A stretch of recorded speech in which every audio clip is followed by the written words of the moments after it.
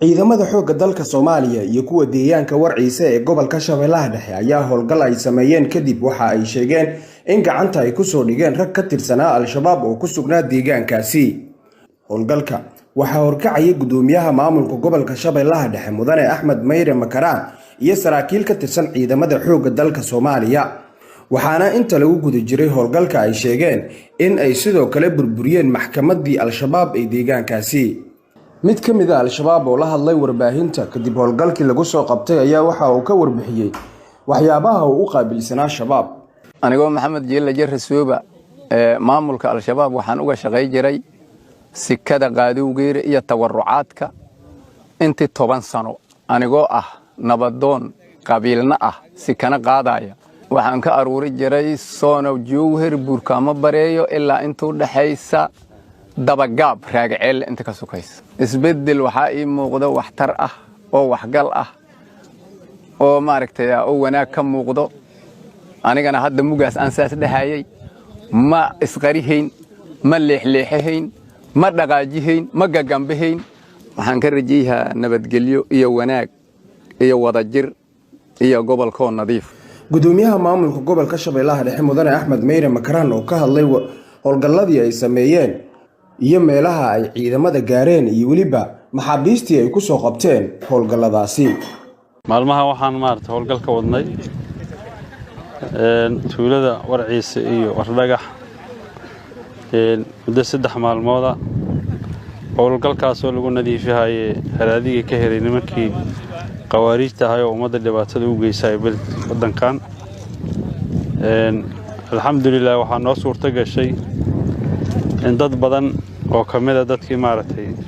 la shaqeeyay nimankii nabadiidka ahay ama ha u qaadaan ku hanaqdaan kuwa sakaawaadka aruuriyo oo xoolaha dadka ka qaado dadka dhibaateeyo ama ha naqdaan kuwa hore u dhibaateeyo dad badan oo deegaankan kamid ahay ciidamadii macaawisleeyda oo guryahoodii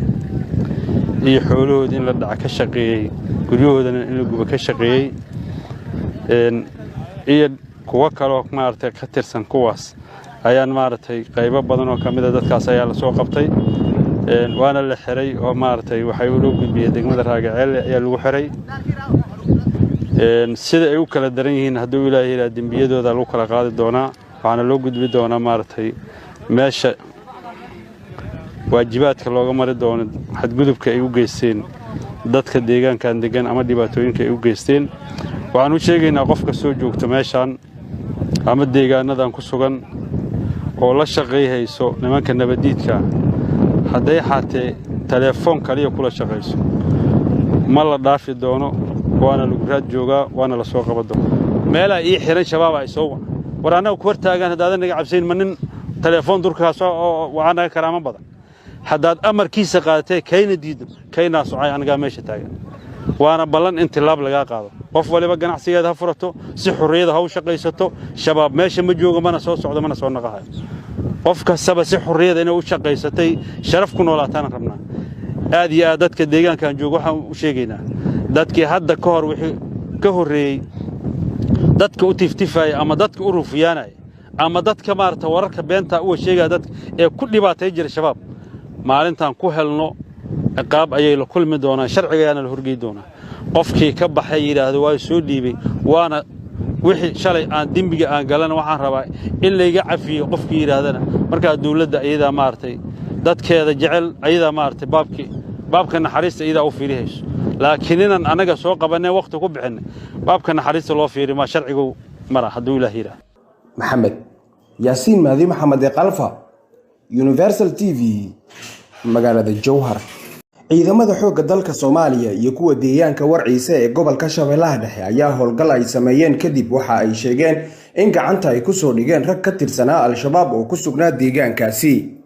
howlgalka waxa horkacaya gudoomiyaha maamulka gobolka Shabeellaha Dhexe Mudane Axmed Mayre Makaraan iyo saraakiil ka tirsan ciidamada xoogga dalka Soomaaliya. waxaana inta lagu guda jiray howlgalka ay sheegeen in ay sidoo kale burburiyeen maxkamaddii Al-Shabaab ee deegaankaasi. mid ka mid ah Al-Shabaab oo la hadlay warbaahinta kadib howlgalkii lagu soo qabtay ayaa waxa uu ka warbixiyay waxyaabaha uu u qaabilsanaa Shabaab. anigoo Maxamed Jeelle Jarre Suuba maamulka Al-Shabaab waxaan uga shaqay jiray sikada qaadowgeer iyo tawarucaadka intii 10 sano anigoo ah nabadoon qabiilna ah si kana qaadaya waxaan ka aruuri jiray Soono Jowhar Buurkama Bareeyo ilaa intuu dhaxaysa dabagaab raagceel inta ka sokaysa isbedel waxa ii muuqdo waxtar ah oo waxgal ah oo maaragtay oo wanaag ka muuqdo anigana hadda mugaas aan saas dhaxayay ma isqarihayn ma leexleexayn ma dhaqaajihayn ma gagambahayn waxaan ka rajayaa nabadgelyo iyo wanaag iyo wadajir iyo gobolka nadiif gudoomiyaha maamulka gobolka Shabeellaha Dhexe Mudane Axmed Meyre Makaraan oo ka hadlay howlgalladii ay sameeyeen iyo meelaha ay ciidamada gaareen iyo waliba maxaabiistii ay ku soo qabteen howlgalladaasi maalmaha waxaan maartay howlgalka wadnay tuulada Warciise iyo Wardagax muddo 3 maalmooda howlgalkaas oo lagu nadiifiyay haraadiga ka helay nimankii qawaariijta ahay oo ummadda dhibaatada u geysay wadankan alxamdulillah waxaa noo suurta gashay in dad badan oo kamid ah dadkii maartay la shaqeeyay nimankii nabadiidka ahay ama ha u qaadaan ku hanaqdaan kuwa sakaawaadka aruuriyo oo xoolaha dadka ka qaado dadka dhibaateeyo ama ha naqdaan kuwa hore u dhibaateeyo dad badan oo deegaankan kamid ahay ciidamadii macaawisleyda oo guryahoodii iyo xoolahoodii in la dhac ka shaqeeyay guryahoodana in la guba ka shaqeeyay iyo kuwa kale oo maartay ka tirsan kuwaas ayaan maartay qaybo badan oo kamid ah dadkaas ayaa la soo qabtay waana la xiray oo maartay waxay u gudbiyay degmada Raagaceel ayaa lagu xiray sida ay u kala daran yihiin hadduu Ilaahay ila dambiyadooda lagu kala qaadi doonaa waxaana loo gudbi doonaa maartay meesha waajibaadka looga mari doono xadgudubka ay u geysteen dadka deegaankan degan ama dhibaatooyinka ay u geysteen waxaan u sheegaynaa qofka soo joogta meeshan ama deegaanadan ku sugan oo la shaqeeyayso nimanka nabadiidka hadday xaatee telefoon kaliya kula shaqeyso ma la dhaafi doono waana lagu raad joogaa waana la soo qaban doonaa meelaha ii xiran shabaab ay soo waraanaha ku hortaagan hadaadan naga cabsayn manin telefoon durkaas oo waana karaama badan haddaad amarkiisa qaadatay kayna diido kayna socay aniga meesha taagan